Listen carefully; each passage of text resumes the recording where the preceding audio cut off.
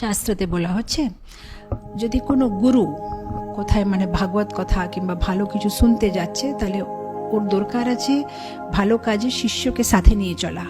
এরকমই যদি কোনো পতি বাড়িতে, গৃহস্থের বাড়িতে অধ্যক্ষটাকে পতি যদি কোনো ভালো কাজ করতে যায়, তাহলে পুরো পরিবারকে সাথে নিয়ে যেতে হবে। যদি কেউ ভাগবত কথা শুনতে যাচ্ছে, এটা না যে একা একা কি বলে ভগবানের ভক্তি করবে, পুরো পরিবারকে সাথে নিয়ে, স্ত্রী বাচ্চারা সবাইকে নিয়ে ভগবানের ভক্তি করতে হবে, সবাইকে নিয়ে ভগবানের কথাগুলো শুনতে হবে। কেন? আমার একটা খুব সুন্দর একটা গল্প মনে আসছে, নিশ্চয়ই আপনারা সবাই জানেন। এটা ছোটবেলা বাচ্চাদের কি বলে ক্লাস 1 ক্লাস 2 বইয়ে থাকে। ওখানে গল্পটা এরকম আছে, প্যারাগুলো পিজনকে আবার কি বলে প্যারাগুলো একটা জঙ্গলে অনেকগুলো প্যারা আছে। এখন এই প্যারাগুলোকে শিকারীরা ধরে ওদেরকে বিক্রি করবে কিংবা তার মাছ খাবে।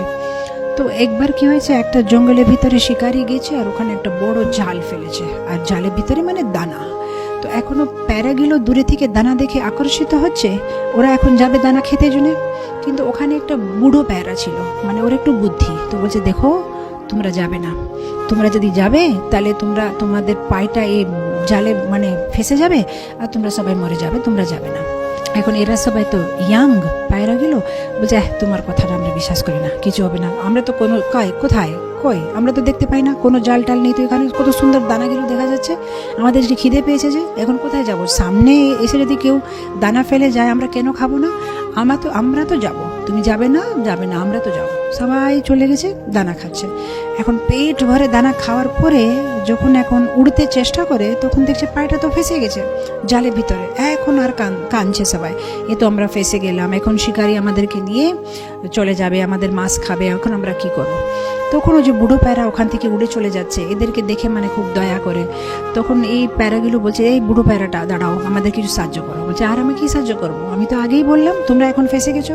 বলছে, না না, তোমার তো অনেক বুদ্ধি আছে, কিছু তো বলো। তখন বলছে, ঠিক আছে, একটা কাজ করো, আমি একসাথে তোমার যখন বলবো 1 2 3, তোমরা কি করবে, একসাথে সবাই পাখ, ওদের যে পাখ থাকে উইংস, তোমরা একসাথে উড়ে চলবে। তোমরা যদি একসাথে সবাই উড়বে, তাহলে পুরো জালটাই তোমাদের সাথে সাথে উপরে উঠে যাবে, তাহলে তোমরা বেঁচে যাবে। তো যখন বুড়ো প্যারাটা এরকম বলে, তখন সবাই একসাথে যত প্যারাগুলো ছিল সবাই একসাথে উড়তে আরম্ভ করে। তখন পুরো জালটাই উঠে নিয়ে চলে যায়। তখন শিকারি যখন দূরে থেকে দেখে, ওদের পিছনে ছুটে, এই আমার জালটা চলে গেল। এই গল্পটা প্রতি কি বলে একটা বিদ্যার্থীর জীবনে একটা ক্লাস 1 কিংবা ক্লাস 2 বইয়ে থাকবে, ইউনিটি ইজ এ ফোর্স, এরা কাহিনীটা বলে। কিন্তু আমি বলছি, এই কাহিনীটার মাইনে ভক্তদের জীবনে আমাদেরকে শাস্ত্রে বলেছে যে বিয়ে করা মায়া। এই যে আমরা যে গৃহস্থ আশ্রমের ভিতরে আমরা ঢুকেছি, সেটা অবশ্যই সেটা একটা মায়ার ঝাল।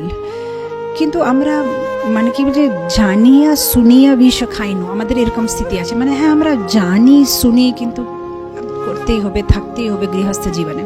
তো তার আমরা শুনেছি, কিন্তু তাও শিকারীর জালের ভিতরে আমরা চলে গেছি, দানার উপরে আকর্ষিত হয়। ওকে, কোনো অসুবিধা নেই, কিন্তু এখন কমপক্ষে একটু বুদ্ধি উপয়োগ করে কি করতে হবে, একসাথে প্যারাগুলোকে উঠতে হবে। তার এই যে আমরা গৃহস্থ সংসারের ভিতরে ঢুকে গেছি, এখন কি করতে হবে, একসাথে আমাদেরকে মায়া জালটাকে উঠাতে হবে।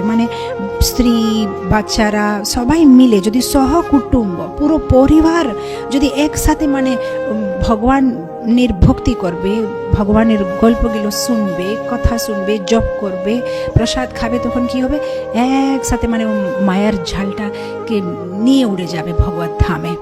কিন্তু যদি একা একা চেষ্টা করবে, তাহলে ও পায়রার মতো পায়টা জালের ভিতরে থাকবে, কিচ্ছু করতে পারবে না। একসাথে সবাইকে, সেই জন্য ভক্তি জীবনে একসাথে যদি ধাম দর্শনে যাবেন, সহকুটুম যান, জব করতে বসবেন, সবাই মিলে জব করেন, বই পড়বে, ভাগবত পড়বে, সবাই মিলে ভাগবত পড়েন, প্রসাদ খান, সবাই মিলে প্রসাদ খান। তাহলে একসাথে যদি আমরা সবাই মিলে করব, একসাথে পুরো পরিবার করলে তাড়াতাড়ি ভগবত ধাম যাওয়া যাবে।